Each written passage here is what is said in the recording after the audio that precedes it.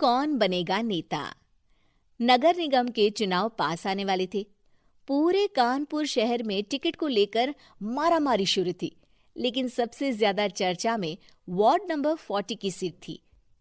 वो इसलिए क्योंकि इस बार वहां की सीट महिला के लिए आरक्षित थी। अब सवाल ये था कि चुनाव लड़ेगा कौन।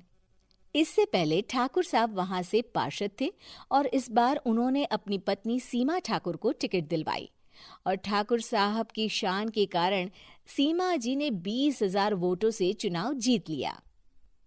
अरे बधाई हो सीमा भाभी, अब तो आप वार्ड की पार्षद बन गई हैं।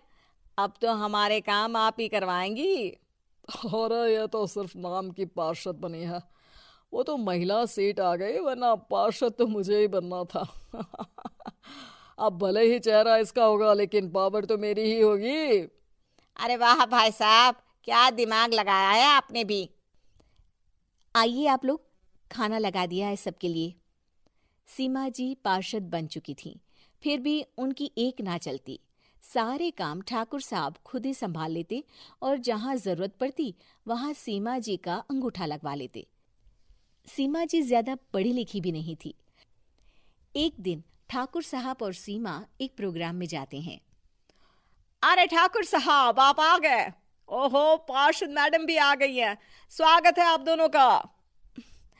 लगता है हमारे पार्षद फंड का सही इस्तेमाल हो रहा है। चलिए अब उद्घाटन करते हैं। ये लीजिए ठाकुर साहब कैची, आप ही सबसे पहले प्रवेश कीजिए। सब लोग आगे निकल जाते हैं और सीमा जी पार्षद होने के बावजूद भी पीछे खड़ी रह जाती हैं। वो देखती हैं कि वेलकम बोर्ड पर उनका नाम है, लेकिन महिला होने के कारण कोई उनका सम्मान नहीं कर रहा। अगले दिन एक आदमी उनके घर आता है। अरे ठाकुर साहब नमस्कार। कल ना हम नोटिस किए कि हमारा घर तो अवैध है और नगर निगम वाले उसे तोड़ने आ रहे हैं। अरे कुछ कीजिए ना ठाकुर साहब। देखो भाई, मैं तो ज्यादा कुछ कर नहीं सकता, पर अगर तुम सबकी जेब गर्म कर दो तो कुछ हो सकता है। कुल मिलाकर 4 लाख लगेंगे। अरे 4 लाख ठाकुर साहब? अरे भाई, मैं अपने लिए नहीं मांग रहा हूँ। दरोगा है, इंजीनियर बाबू है, बड़े साहब है, सबको देना पड़ता है ना थोड़ा थोड़ा। बोलो है मंजूर? तभी वहां अचानक सीमा जी आ जाती हैं। अरे ये आप क्या कर रहे हैं? पहले इन्हीं लोगों से तो आपने वोट मांगे, अब इनसे ही पैसे ले रहे हो। अरे चुप रहो तुम। तुम्हारा काम है सिर्फ अंगूठा लगाना, तुम वही किया करो। मुझे दूसरे काम तुम मत सिखाओ, समझी? और तुम ना जाओ, अब पैसे लेकर आओ, वरना जेसीबी किसी भी वक्त आती होगी। सब कुछ ऐसे ही चलते रहता है। एक दिन सीमा जी और ठाकुर साहब को एक लोकल मीटिंग में बुलाया जाता है। वहां पर कई और अधिकारी लोग भी मौजूद रहते हैं। अब मैं चाहूंगा कि ठाकुर साहब हमारे बीच 2 शब्द कहें।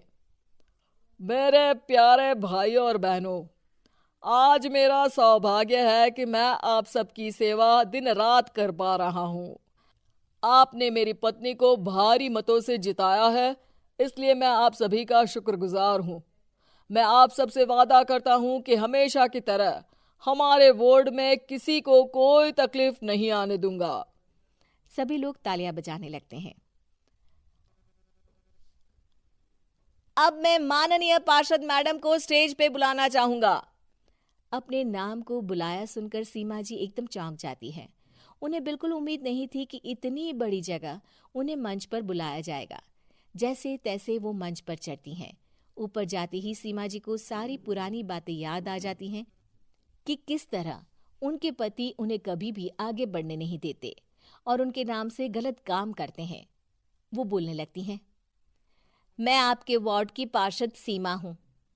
आप में से बहुत कम लोग ही मुझे जानते होंगे, क्योंकि इससे पहले मुझे कभी ऐसा मौका ही नहीं मिला। सारे मौके मेरे पार्षद पति यानी आपके ठाकुर साहब ही लेते रहे, लेकिन आज ये मौका मुझे मिला है तो मैं इसे ऐसे ही नहीं जाने दूंगी। मैं आपको ये बताना चाहती हूँ कि आपके ठाकुर साहब मेरे नाम की आड़ में गैर कानूनी काम करते हैं, जिस पर अंगूठों के निशान मेरे होते थे।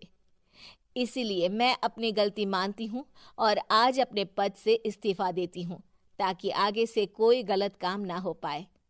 अब फैसला आप सबके हाथ में है कि आप हमें क्या सजा देना चाहते हैं।